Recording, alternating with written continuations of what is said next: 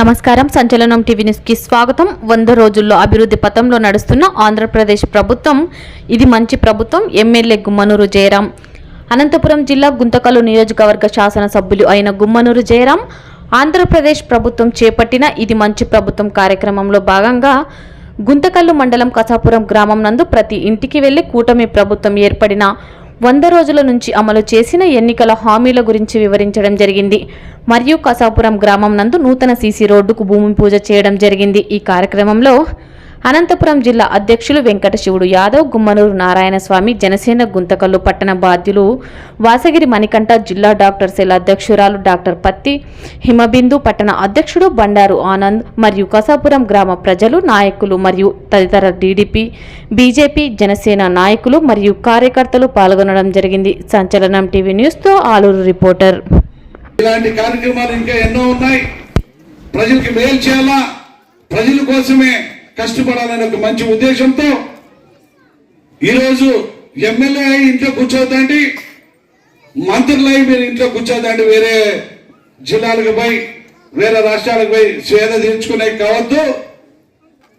మీరు ప్రజల కోసం వచ్చారు, ప్రజల కోసం మనల్ని గెలిపించారు, ప్రజలకు బాగుండాలని చెప్పేసి ఈరోజు కేబినెట్ కూడా దాదాపుగా పొద్దున్న 11 గంటల నుంచి సాయంత్రం వరకు కూడా ప్రజల శ్రేయస్సు కోసం, ప్రజల కోసమే ఆయన పాట పడుతున్నాడంటే మనందరూ బాగుండాలా, మన రాష్ట్రం బాగుండాలా, మన పిల్లల భవిష్యత్తు బాగుండాలనే ఒక మంచి ఉద్దేశంతో, అదేవిధంగా మన పిల్లలు చదువుకున్న పిల్లవాళ్ళకి ఉద్యోగాల అవకాశాలు కల్పిస్తానని చెప్పించిన భరోసాగా ఈరోజు ఉద్యోగాల అవకాశాలు కూడా కల్పించిన ఘనత మన నారా చంద్రబాబు నాయుడు పెద్ద ఆయన. అదేవిధంగా అన్ని విధాలుగా ఆదుకునే దానికి మన పెద్ద ఆయన ఉన్నాడు. ఇక్కడ కూడా మన గుంటకల్ నియోజకవర్గం కూడా అభివృద్ధి పాటలో నడిపేదానికి కానీ, మున్సిపాలిటీని అభివృద్ధి చేసేదానికి కానీ,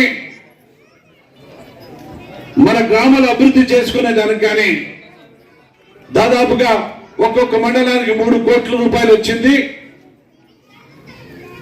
3 కోట్లు ఎన్ఆర్ఎస్ఎస్ లో, మరి పంచాయతీ రాజ్ కి, అదేవిధంగా ఆర్డబ్ల్యూఎస్ కి దాదాపుగా 6 కోట్లు రావడం, అవిండి కార్యక్రమం అభివృద్ధి చేసేదానికి కూడా మన ముఖ్యమంత్రి చేయడం కూడా మంచి అద్భుతమైన సహకారం అందిస్తున్నారు.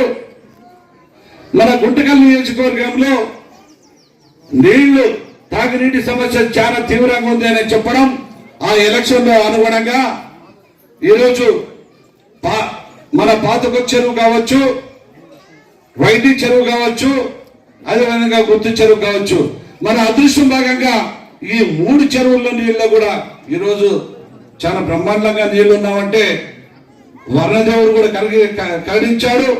అదేవిధంగా ప్రజలు కూడా అక్కడక్కడ నీళ్లు లేని సమస్య ఉంటే ఖచ్చితంగా బోర్ల ద్వారా సప్లై చేసి బోర్లు కూడా రీఛార్జ్ అవుతున్నాయి. అన్ని విధాలుగా నీళ్లు లేని ప్రాబ్లం ఈ గుంటకల్ నియోజకవర్గంలో చేసి చూపిస్తానని చెప్పి ఈ సందర్భంగా నేను మనవి చేసుకుంటున్నాను. ఈ గుంటకల్లో కూడా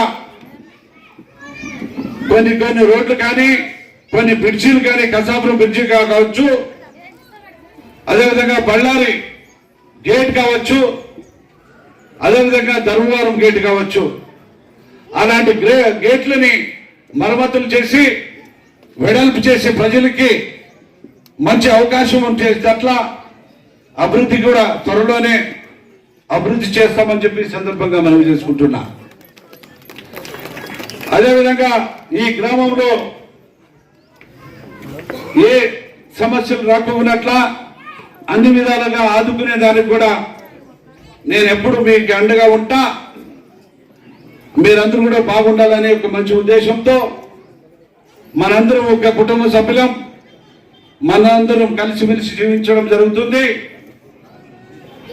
కాబట్టి మీరందరూ కూడా మన ప్రభుత్వానికి, మన నారా చంద్రబాబు నాయుడు పెద్ద ఆయనకి, కేంద్రంలో నరేంద్ర మోడీ పెద్ద ఆయనకి, అదేవిధంగా మనకి సహాయం అందించిన పవన్ కళ్యాణ్ అన్న గారికి అందరూ కూడా మనం ధన్యవాదాలు తెలుపుకుంటున్నాం. 100 రోజుల్లోనే ఇన్ని కార్యక్రమాలు చేసి ప్రజల కోసం కష్టపడుతున్నాం. కాబట్టి ఇంకా చాలా ఉన్నాయి.